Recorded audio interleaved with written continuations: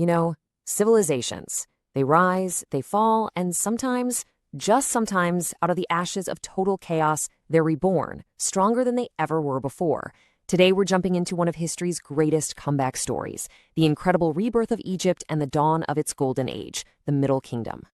So, that really brings us to the big question we're tackling, right? After 100 years of being torn apart by civil war, how on earth did Egypt not just stitch itself back together, but launch an era of unbelievable power, wealth, and innovation?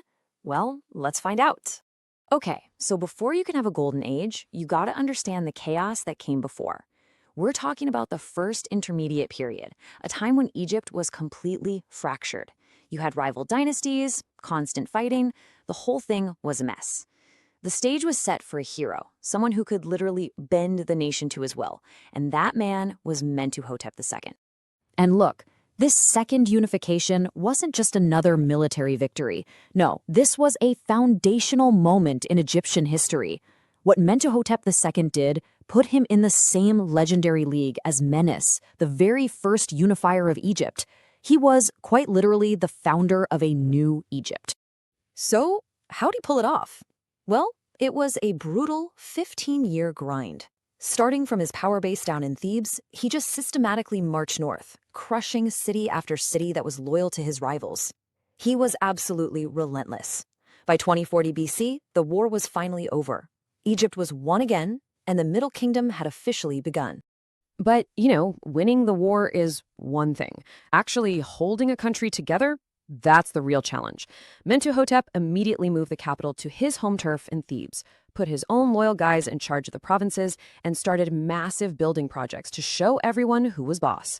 He even started pushing south into Nubia again, making it clear that Egyptian power was back. He wasn't just a conqueror, he was a nation builder.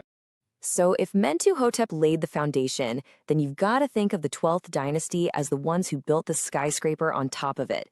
This period right here, this is what we really mean when we talk about the Middle Kingdom's golden age. Let's dig into what made it so special.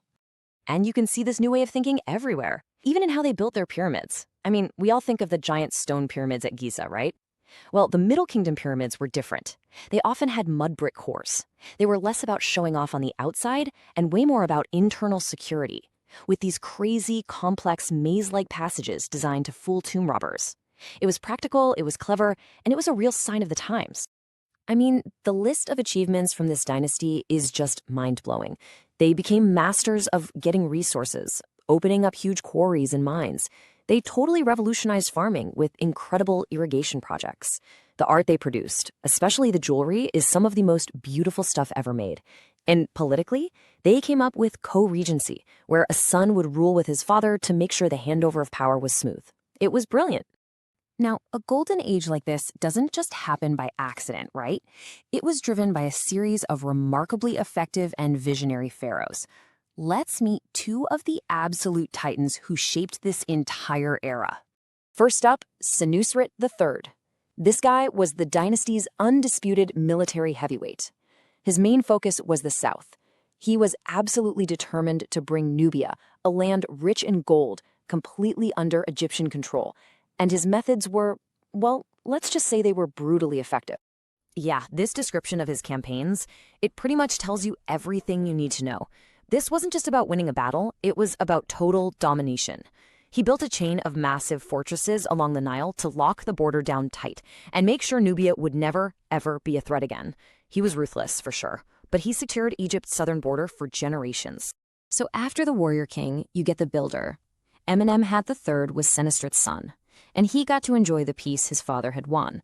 So instead of foreign conquest, he turned his brilliant mind inward, focusing on these massive engineering projects that would basically supercharge the Egyptian economy.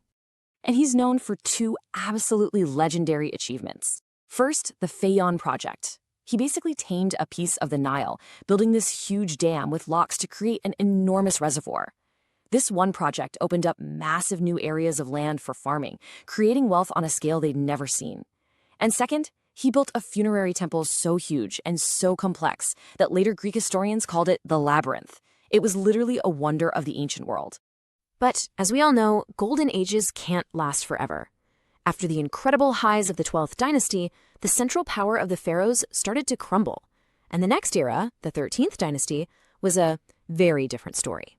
The instability that followed, it was just staggering. In about 140 years, Egypt had somewhere between 50 and 60 different kings. Just think about that for a second.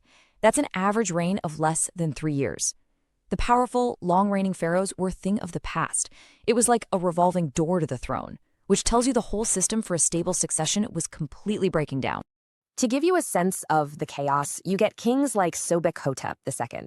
He was on the throne, and then, just as quickly, he wasn't. Then you have King Abre-Hor. His reign was so short that he's mostly famous today for a single amazing statue, not for anything he actually did as king. Some guys, like King Kenjer, even managed to build pyramids, which shows the state could still get some things done. But the writing was on the wall. That central authority that made the Golden Age possible was fracturing, one short-lived ruler at a time. And all this internal weakness, this chaos, it creates a power vacuum. With the pharaohs losing their grip, the Nile Delta up in the north became vulnerable, and a new group of people, foreigners from the east, were ready and waiting to step in and take over. The Egyptians called them the Hyksos, which comes from an Egyptian phrase meaning rulers of foreign lands. These were people from Western Asia who spoke Semitic languages. And at first, they'd just been migrating into the Delta peacefully, but when they saw how weak the pharaohs had become, they seized their chance to take power for themselves. And the way a later Egyptian historian named Manetho described their takeover, well, it was brutal. This was a massive, traumatic shock to the Egyptian system. The sacred land of the pharaohs was now being ruled, in part, by foreigners. The unity that Mentuhotep had fought so hard for was shattered, and the golden age of the Middle Kingdom was officially over. What an incredible story arc, right? From total chaos to reunification, a brilliant golden age, and then a slow slide back into instability and foreign invasion. It really leaves us with a final thought. Is this cycle of order and chaos just inevitable for all great powers?